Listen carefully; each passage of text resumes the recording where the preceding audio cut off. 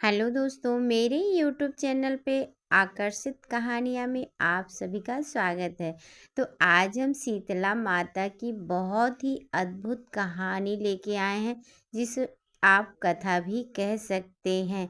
इस कथा को सुनने मात्र से ही आपको बहुत ही अच्छा अनुभव होगा।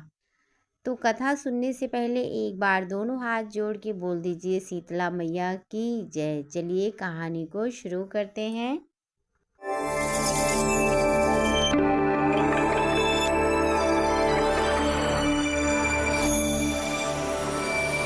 एक बार माता ने सोचा, चलो पृथ्वी पर आज हम घूमते हैं और देखते हैं मेरी पूजा कहाँ कहाँ होती है। तो ये विचार मन में करके शीतला माता ने एक औरत का रूप ले लिया। थोड़ा सा मतलब बूढ़ी औरत का रूप ले लिया और एक गांव में घुस गई। यानी कि एक गांव में हल गई और इधर उधर टहलने लगी, घूमने लगी।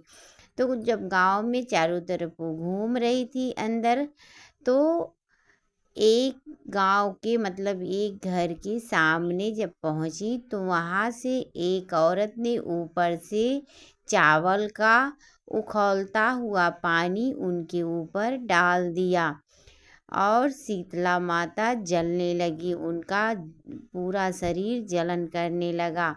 अब ऐसा होते ही शीतला माँ बहुत घबरा गई, बहुत तेज मतलब उनको बहुत ज़्यादा कष्ट होने लगा।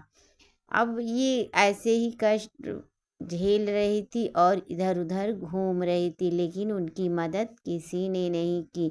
वो सबके घर के दरवाजे के पास गई और बोली, मुझे ठंडा पानी मेरे ऊपर डाल दो, मेरे ऊपर ठंडा पानी डाल दो कहती थी, लेकिन किसी ने उनके ऊपर ठंडा पानी नहीं डाला और वो ऐसे ही जलते जलते घूमने लगी। उनकी मदद किसी ने नहीं की।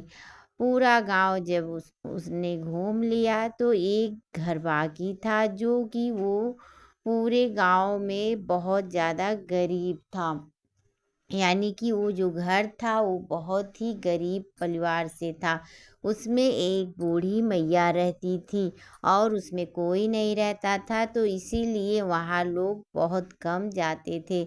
जब शीतला माता उस बूढ़ी माँ के घर के दरवाजे के पास पहुँची, तो वहाँ भी उसने कहा, मेरे ऊपर कोई ठंडा पानी लाके डाल दे, मैं शीतल हो जाऊं। तब बूढ़ी माँ ने कहा, यहाँ आके बैठ जाओ, मैं अभी पानी लाती हूँ। और उन्होंने जल्दी से ठंडा पानी लेकर घर में से आया और शीतला माता के ऊपर डाल दिया। यानी कि जो बूढ़ी माँ थी उनके ऊपर डाल दिया। जैसे ही ठंडा पानी उनके ऊपर पड़ा, वो थोड़ा सा ठंडा हो गई, यानी कि जलन थोड़ा सा कम हो गया। इससे माता रानी बहुत खुश हुई।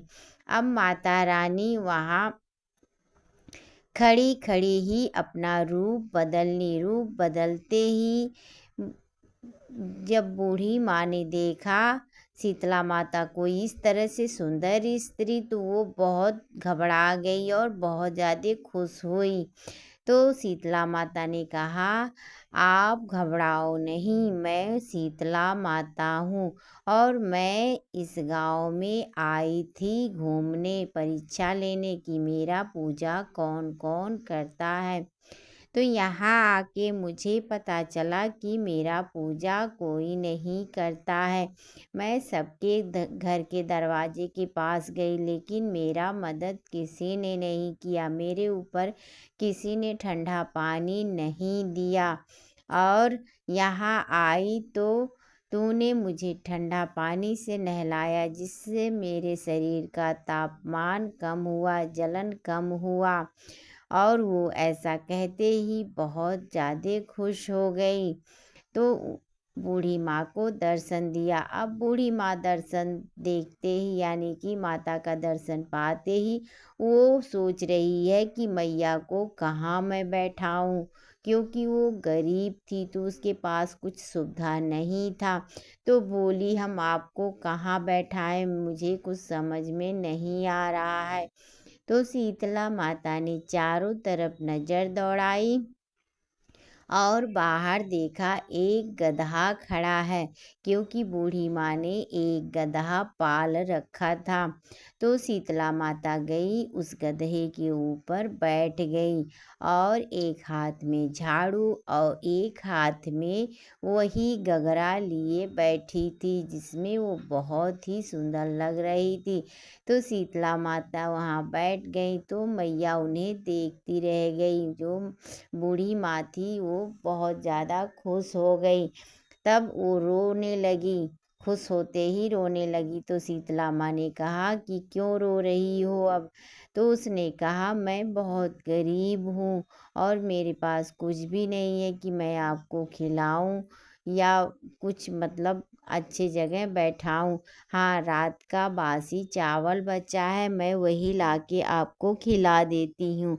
और झट से बूढ़ी माँ घर में गई और रात का चावल बचा था और उसमें थोड़ा सा दूध और चीनी मिला के शीतला माता को खिलाया, जिसे खा के शीतला माता खुश हो गई और कही मुझे आज के दिन जो बासी चावल की खीर बना के खिलाएगा, मैं उस पे सदा हमेशा ऐसे ही खुश रहूँगी। उसके बाद माता ने घड़े का पानी बूढ़ी अम्मा को दिया और कहा ये इस पानी को तुम अपने घर के चारों तरफ छिड़क दो, क्योंकि कल इस गांव में पूरा घर जल जाएगा। तो बूढ़ी अम्मा ने घड़े का पानी चारों तरफ छिड़क दिया। माता ने ये कहकर वहाँ से गायब हो गई, अंतर ध्यान हो गई। उसके बाद पानी छिड़कने के बाद रात जैसे तैसे गुजर गई, मतलब बूढ़ी अम्मा की तो रात अच्छे से गुजर गई। लेकिन जब सुबह हुआ तो गांव में चारों तरफ हाहाकार मच गया, क्योंकि पूरा गांव जल रहा था। बस एक बूढ़ी अम्मा का मकान था जो कि जला नहीं था। वो झोपड़ी था फिर भी नहीं जला था। अब जब पूरा गांव जल गया तो वहाँ के जो राजा थे उनके पास खबर गई कि पूरा गांव जल गया, बस एक बूढ़ी अम्मा जो सबसे ज़्यादा गरीब थी उनका घर केवल नहीं जला है। तो राजा ने बूढ़ी अम्मा को बुलाया और बूढ़ी अम्मा से पूछा बताओ, पूरे गांव में केवल तुम्हारा ही घर नहीं जला है और पूरा गांव जल गया है। तो बूढ़ी अम्मा ने सारी बात उनको बताई कि शीतला माता आ रही थी और उनके ऊपर कैसे एक औरत ने गरम चावल का पानी फेंक दिया था, फाफला जिसको कहते हैं, और उससे उनका शरीर जलने लगा। सभी के दरवाजे पे गई लेकिन किसी ने उनकी मदद नहीं की, किसी ने उन्हें पानी ठंडा नहीं दिया। इसीलिए माताजी नाराज़ हो गई। मेरे घर आई तो मैंने उनके ऊपर ठंडा पानी डाला, रात का बचा हुआ चावल का खीर उनको खिलाया, जिससे वो खुश हो गईं और मेरे ऊपर इतना दया दृष्टि दिखा गईं। तो राजा ने उसी क्षण पूरे गांव वासियों से कहा आज के दिन किसी के घर चूल्हा नहीं जलेगा और शीतला अष्टमी के दिन सब लोग अपने घर में बासी बचा हुआ खीर माता जी को चढ़ाएंगे, उसके बाद भोग लगाएंगे, क्योंकि शीतला अष्टमी के दिन रात में ही चावल का खीर बना के रख दिया जाता है। अगले दिन उसी का भोग लगाया जाता है, जिससे माता बहुत खुश होती हैं। तो दोस्तों ये कहानी आपको कैसी लगी?